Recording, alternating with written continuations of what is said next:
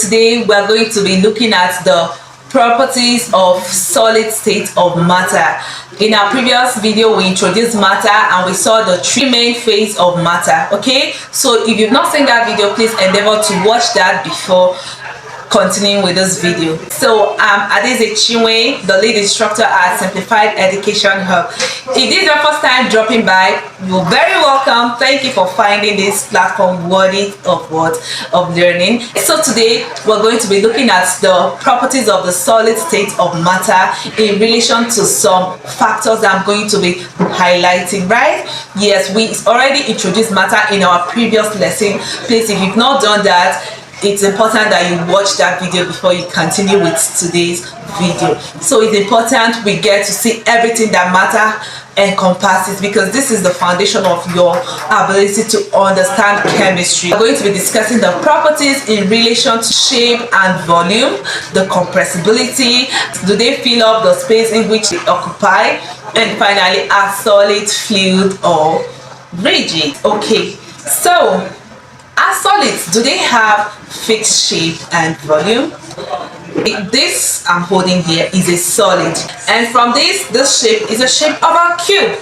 So that means a solid has what? A fixed shape. Likewise, this is a sphere. Yes, and also I have this, but this is an irregular solid. It has an irregular shape. Yes, so that means solids have a fixed shape.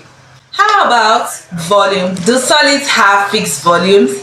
And the answer to that question is yes, because we can determine the volume of this cube, which is a raised to the power of 3.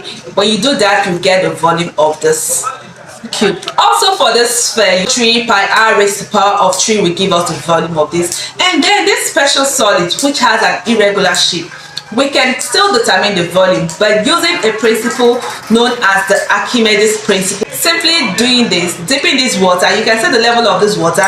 When I dip this, you can see the water increase, right? So with this, we can now deduce what the volume of the water that this irregular shape has. Please let me take my wristwatch before it stops working. You wouldn't want that for me. Yes, so from this we can see that solids have what? Fixed shape and fixed volume. Then to the next properties. Are solids compressible? Can we compress them? Let's see for ourselves. Let me try to compress this. Oh no. For me to compress this, obviously I should have some sort of superpowers. Yes, so solids are not easily compressed, though we have exception like a sponge. When you get a sponge, you can compress that. Solids have fixed volume, fixed shape, and now they are not easily compressible. And again, the next properties, do solids fill up the space in which they are being put in? Now let's answer that question. Right, let's just see this for ourselves. You get this? Let me put this into this. Voila.